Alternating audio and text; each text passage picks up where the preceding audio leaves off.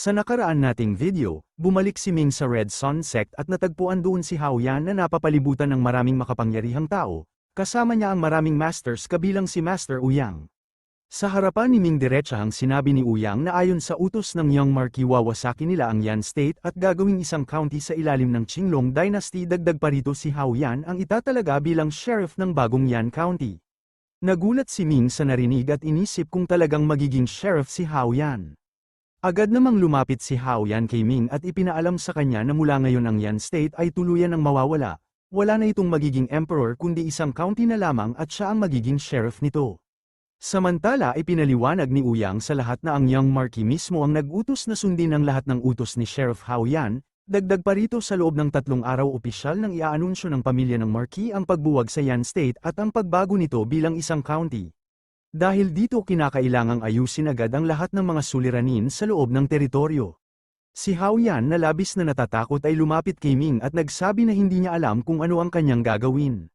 Ipinaliwanag niya kay Ming na ang lahat ng ito ay kagagawa ng kanyang ikatlong kapatid na kasalukuyang nakaupo bilang emperor ng Yan State.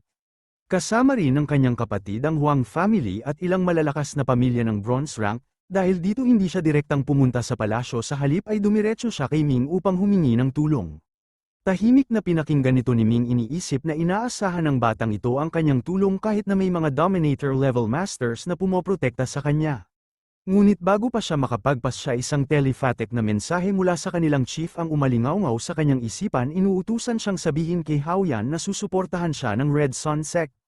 Dahil dito sinabi ni Ming kay Hao Yan na hindi niya kailangang mag-alala sapagkat susuportahan sila ng Red Sun Sect at sisiguraduhin nilang makakabalik ito sa palasyo at maayos ang lahat ng dapat ayusin. Sinabi rin ng chief kay Ming na kailangang makuha ang tiwala ng batang ito sapagkat nasa panig niya ang suporta ng Marquis. Malapit nang gawing county ang Yan State at hindi maaaring palampasin ng Red Sun Sect ang ganitong pagkakataon. Sa marinig ito labis ang tuwang nadama ni Hao Yan at sinabing ikinababahala niya kung tutulungan ba siya ng Red Sun Sect o hindi, ngunit ngayong malinaw na ang kanilang suporta lubos siyang nasiyahan. Maya-maya lumapit ang chief kay Hao Yan at nagsabing kung tunay na nais nito ang kanilang tulong mayroon siyang isang mungkahi. Ipinaliwanag niya na kapag tuluyang naging county ang Yan State, tiyak na maraming makapangyarihang grupo ang tatangging kilalanin nito at magsisimulang lumaban. Isa na rito ang ikatlong prinsipe na sa oras na malaman ang tungkol sa pagbabagong ito ay susubukang tumakas dala ang lahat ng kayamanan ng estado. Dahil mawawalan siya ng trono, wala siyang ibang pagpipilian kundi ang tumakas. Ngunit kung madadali niya ang lahat ng kayamanan, wala nang matitirang pondo upang makapagtayo ng isang bagong lungsod. Sa pagkarinig nito nag-alala si Hao Yan at nagtanong kung ano ang kanilang dapat gawin. Kung matatakasan sila ng ikatlong prinsipe kasama ang lahat ng kayamanan, paano pa nila maitatag ang kanilang bagong lungsod? Sinabi ng chief kay Hao Yan na ang pinakamainam nilang gawin ay kumilos agad at pabagsakin ang lahat ng maaaring lumaban sa kanila. Kailangan nilang maagaw ang trono ng ikatlong prinsipe bago pa ito makarinig ng balita at makatakas dala ang lahat ng kayamanan. Mabilis namang nag-isip si Hao Yan at sinabing napakagandang mungkahi nito kaya dapat silang agad na kumilos. Ngunit may isa pang bagay na kailangang isaalang-alang, kapag tuluyang naging county ang kanilang estado kailangang sundin ang mga patakaran nito. Ayon sa batas tanging 2 sect lamang ang maaaring manatili sa isang county, ngunit sa kasalukuyan mayroon silang 7 sect. Habang iniisip ito ni Ming, naunawaan niya kung bakit paulit-ulit siyang pinapaalalahanan ng kanilang chief tungkol sa kahalagahan ng suporta ni Hao Yan. Dahil kung 2 sect lamang ang maaaring manatili, siguradong gagawin ng chief ang lahat para mailigtas ang Red Sun Sect. Para naman sa Hao Yan, napakadali lamang ng desisyong ito lalo't may kapangyarihan silang piliin kung aling mga sect ang mananatili.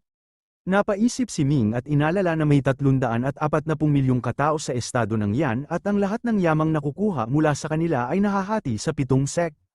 Ngunit kung 2 na lamang ang matitira, ang buong yaman ay mapupunta sa 2 sect yun na tiyak na magpapalakas at magpapalago sa kanila.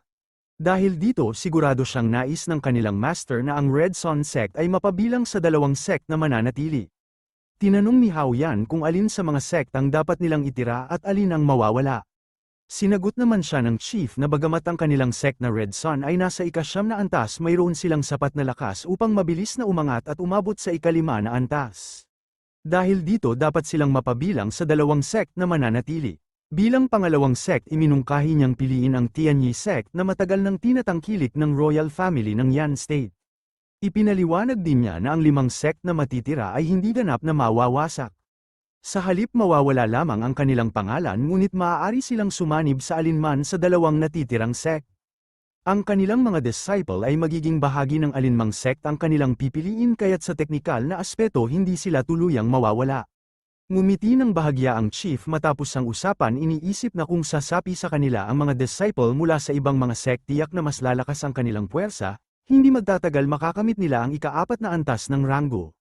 Sumang-ayon naman si Hao Yan at sinabing sundin nila ang planong ito, ngunit bago ang lahat kailangang maagap nilang hulihin ang 3 prinsipe upang hindi nito madala ang kanilang kayamanan.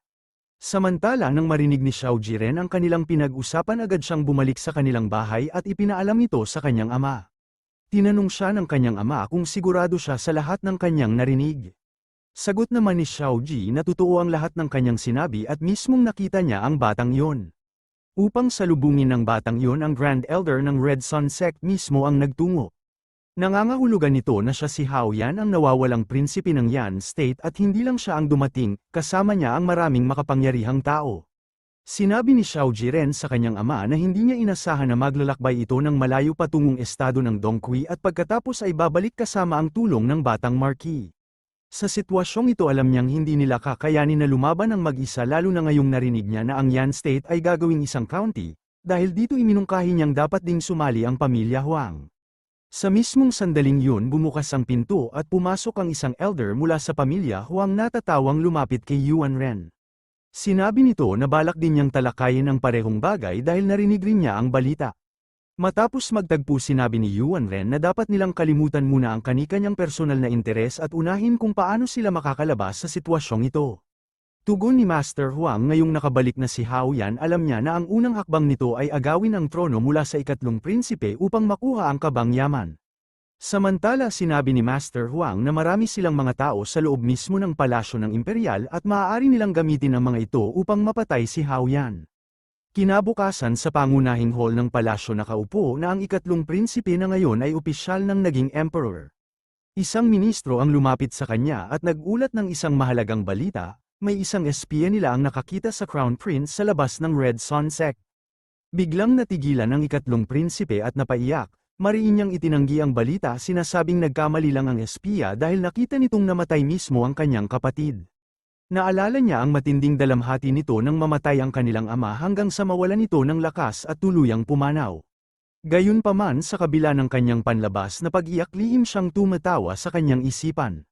Kahit pabuhay pa ang batang yun napakalayo ng Dongqi State mula rito, napakabata pa niya upang makahanap ng tulong mula sa kanyang tiyahin at ngayong hawak na niya ang buong estado ng Yan bilang emperor walang paraan upang mapatalsik siya mula rito. Ngunit biglang bumukas ang malalaking pinto ng hall, nagsimulang bumagsak ang mga bantay sa loob at nagsisigaw tinatanong kung sino ang naglakas loob na umatake sa palasyo.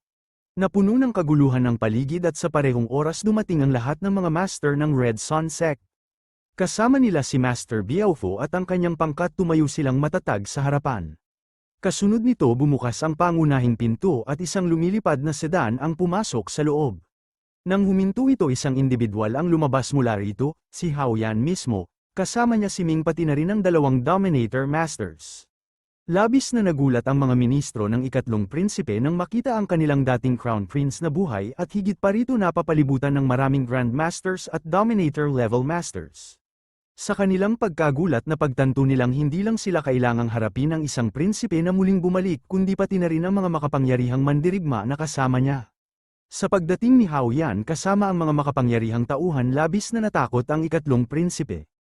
Alam niyang hindi lamang ito isang simpleng pagbabalik kundi isang hakbang upang bawiin ang trono. Kalahati ng mga taong kasama ni Hao Yan ay mula sa Red Sun Sect samantalang ang iba ay hindi mula sa estado ng Yan. Maliwanag na nakahanap ito ng kakampi mula sa Marquis ng Dongqi State.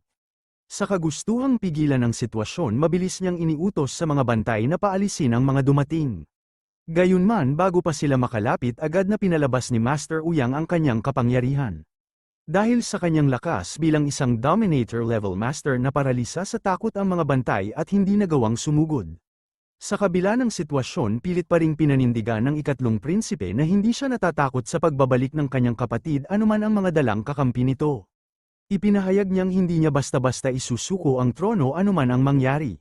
Sa harap ng lahat si Hao Yan naman ang humakbang pasulong, ipinahayag niya ang katotohanang pinatay ng ikatlong prinsipe ang kanilang ama upang agawin ang trono, isinakripisyo ang kanilang ina at pinaslang ang kanilang mga kapatid upang walang hadlang sa kanyang paghahari, kasama rin sa kanyang plano ang pagpatay sa kanya. Sa harap ng lahat itinatanong ni Hao Yan kung tunay bang nagbigay ng kasiyahan sa ikatlong prinsipe ang kanyang mga nagawa. Sa halip na magpakita ng pagsisisi ipinakita nito ang kasiyahan sa kanyang posisyon bilang emperor. Wala siyang alinlangan sa kanyang mga naging desisyon at buong pagmamalaki niyang inangkin ang estado ng Yan bilang kanya. Gayunman ipinaliwanag ni Hao Yan na ang paghahari ng ikatlong prinsipe ay walang saysay. Sa loob lamang ng 3 araw matatapos na ang estado ng Yan. Inihayag na ng Marquis ng Dongui State na gagawing isang county ang kanilang estado kaya mawawalan ito ng emperor at papalitan ng isang sheriff bilang bagong tagapamahala. Nabigla ang ikatlong prinsipe sa balitang ito, hindi niya maunawaan kung paano ito nangyari at kung bakit wala siyang natanggap na anumang impormasyon tungkol dito. Sa harap ng kanyang pagkalito isinaad ni Hao Yan na walang saysay ang anumang paliwanag o pagtanggi kaya iniutos sa ikatlong prinsipe na isuko ang lahat ng bagay na may kaugnayan sa emperor, ang susi ng kabangyaman ang kapangyarihan sa hukbo at ang royal seal. Sa kabila ng kanyang pagtutol kumilos ang isang Dominator Master gamit ang kanyang soul guiding technique, pinangibabawan nila ang katawan ng ikatlong prinsipe at sa pilitang ipinagawa sa kanya ang pagsuko ng lahat ng kanyang ari-arian at kapangyarihan. Sa ilalim ng impluwensya ng kanyang kapangyarihan napilitan nitong bitawan ang singsing sa kanyang daliri at ang selyo ng militar. Matapos makuha ang lahat ipinaabot ni Hao Yan kay Ming ang isang mahalagang desisyon. Bagamat siya pa rin ang emperor sa loob ng 3 araw hindi pa siya handang pamahalaan ang hukbo. Dahil dito nais niyang italaga si Ming bilang marshal upang pangasiwaan ang hukbo at tiyakin ang kaayusan habang papalapit ang pagbabagong magtatapos sa estado ng Yan. Sa loob ng 3 araw tiwala si Hao Yan na magagampanan ni Ming ang kanyang tungkulin ng maayos. Sa kabila ng bigat ng responsibilidad tinanggap ni Ming ang utos at nagpahayag ng kanyang pagsang-ayon. Pagkatapos nito umakyat si Hao Yan sa hagdan at walang pag-aalinlangang itinulak ang kanyang kapatid mula sa trono. Umupo siya sa trono at hinarap ang mga nakatataas na opisyal at elders ng estado, tahasang itinatanong kung mayroong sinuman sa kanila ang may tutol sa mga pangyayari. Sa harap ng kanyang presensya walang sinuman ang naglakas loob na magpahayag ng pagtutol. Isa-isa silang yumuko bilang tanda ng kanilang pagsang-ayon at ipinahayag na wala silang anumang reklamo. Matapos nito muling ipinaalala ni Hao Yan na gaya ng naunang pahayag ang mga pinuno ng Qinlong Dynasty at ang Marquis ng Dongui State ay napagkasundo ang gawing isang county ang estado ng Yan. Dahil dito magiging bahagi na ng Qinlong Dynasty ang kanilang nasasakupan. Ipinahayag niyang nais niyang makuha ang kanilang buong suporta upang maisakatuparan ang pagbabagong ito. Binigyang diin niya na matapos maging county ang estado ng Yan siya ang magiging sheriff na mamamahala rito. Gayunman tiniyak niya sa mga opisyal na hindi maaapektuhan ang kanilang kapangyarihan at awtoridad. Mananatili silang makapangyarihan tanging ang kanilang mga opisyal na titulo lamang ang mababago. Sa harap ng pahayag na ito mabilis na napagtanto ng mga opisyal na wala namang mawawala sa kanila, hanggat hawak pa rin nila ang kanilang impluwensya magagawa pa rin nila ang anumang naisin. Lumipas ang 8 oras at ipinakita si Ming na nakaupo sa isang silid na punong-puno ng mga scroll. Ang lahat ng ito ay naglalaman ng mahahalagang detalye ukol sa pamamahala ng hukbo, mula sa bilang ng mga sundalo hanggang sa kanilang pangkalahatang istruktura. Habang binabasa ang mga dokumento unti-unting naramdaman ni Ming ang bigat ng kanyang tungkulin. Napagtanto niyang may kabuuang 800,000 na tauhan ang hukbo kung saan 80,000 ang mga mandirigmang bihasa sa martial arts at 1,000 naman ang mga tunay na martial arts masters. Sa harap ng napakalaking bilang na ito nalilito siya kung paano mapangasiwaan ang lahat ng ito sa loob lamang ng 3 araw. Habang pinoproseso ang lahat biglang dumating si Hao Yan, kaagad nitong sinabi kay Ming na hindi siya dapat magreklamo dahil 3 araw lamang niya kailangang gampanan ang tungkulin. Matapos nito magiging county na ang estado ng Yan at si Hao Yan mismo ang mamamahala bilang sheriff kaya hindi na magiging problema ang mga kasalukuyang tungkulin ni Ming. Sa kabila nito hindi mapigilan ni Ming ang kanyang inis at tinanong kung ano ang sadya ni Hao Yan, tinitiyak niya kung may kailangan ba ito sa kanya. Mabilis namang lumingon si Hao Yan upang tiyakin na walang ibang tao sa paligid bago inilabas ang isang mahalagang usapin na nais niyang talakayin ng pribado. Alam niyang kapag ang estado ng Yan ay naging isang county, lahat ng kayamanan at mga ari-arian ng nasa Treasury Room ay mapupunta sa Dongqi State. Dahil dito nais niyang makuha ni Ming ang anumang nais niyang kunin mula roon bago ito tuluyang mailipat. Sa narinig agad niyang tinanggap ang alok at nagtungo sa Treasury Room upang tingnan kung mayroong bagay na makakakuha ng kanyang interes. Naalala rin niya ang sinabi ng Young Marquis na malaya siyang kumuha ng anumang nais niya mula sa treasury bilang regalo at ngayon ay tila nagkakatotoo ang mga salitang yon. Hawak ang susi ng treasury room, binuksan ang pinto at pumasok sa loob. Tumambad ang napakaraming kayamanan na nagpatigil kay Ming. Napansin niya kung gaano katanda ang kasaysayan ng Yan State upang makapag-ipon ng ganitong kayamanan na halos hindi na mabilang. Ang dami ng martial arts coins ay lampas sa inaasahan. Kasabay nito lumitaw ang panghihinayang kay Haoyan dahil mawawala ang lahat ng ito. Kung naging emperor lamang siya, ang kayamanang ito ay mapapasa kanya. Ngunit ngayon sa pagiging isang county ng Yan State, ang lahat ng ito ay mapupunta sa Dongqi State at wala siyang makukuha mula rito. Ngunit pinaalam ni Ming na may mga bagay na kailangang isakripisyo upang makamit ang mas matibay na pundasyon. Kung hindi dahil sa tulong ng Dongqi State, wala na siyang matitirahang lugar. Sa halip sa pagiging sheriff ng Shan State, nagkaroon ng pagkakataong makabalik sa lupaing minsang pinamunuan ng kanyang ama. Habang iniikot ang paningin sa kayamanan, inihayag ni Beiming ang bagay na kanyang natuklasan. Sa tabi ng mga spiritual stones may isang kahon na may lamang 2 sinaunang aklat. Agad itong kinuha ni Ming, ngunit nagtaka kung bakit mas mahalaga ang mga ito kaysa sa napakaraming kayamanan sa paligid. Sinabi ni Beiming na ang sagot ay nasa nilalaman ng mga aklat na ito. Ang una ay tinatawag na Heavenly Inscription, isang sinaunang kasulatan na walang nakakaalam kung sino ang may akda. May haka-hakang nagmula ito sa 5 Element Dynasty at posibleng isinulat ng unang inscription master. Dahil sa pagiging napakaluma nito, hindi inaasahan na matatagpuan ito sa isang maliit na estado tulad ng Yan. Ang pangalawang aklat naman ay tinatawag na Array Runes, isang kasulatang isinulat libu-libong taon na ang nakalipas. Ang wika nito ay napakahirap unawain kaya't walang sinuman sa kasalukuyang henerasyon ang may kakayahang basahin ito.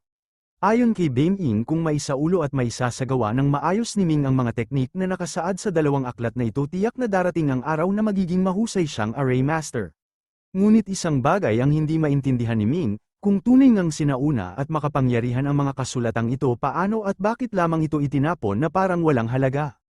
Ayon kay Beiming, tila sinadya itong itago sa ganitong paraan upang magmukhang ordinaryong mga kayamanan lang ito at hindi bibigyan ng malaking importansya. Sa dami ng yaman sa silid, tiyak na iisipin ng sinumang makakita na wala itong halaga at ituturing lamang itong basura.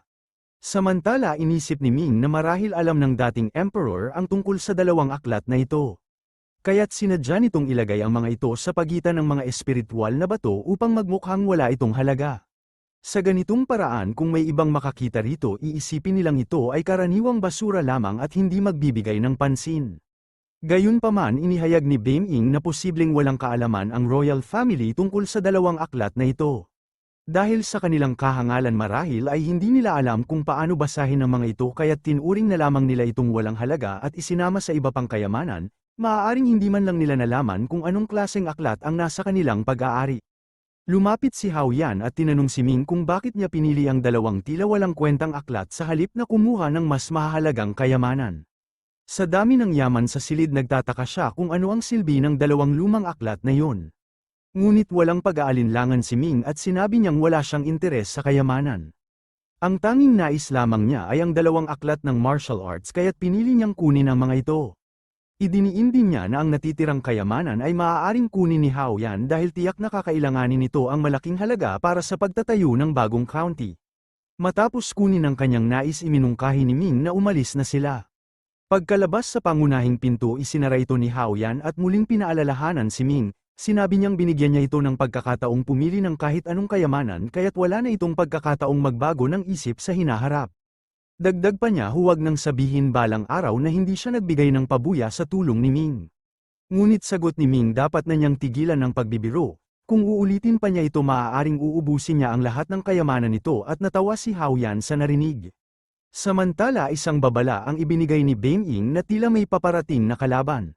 Mula sa harapan, isang malakas na enerhiyang madilim ang biglang lumitaw sa anyo ng isang dambuhalang kamay at mabilis na paparating sa direksyon ni Haoyan. Nang marinig ang babala, mabilis na bumunot si Ming ng kanyang gintong dragon sword at hinarang ito.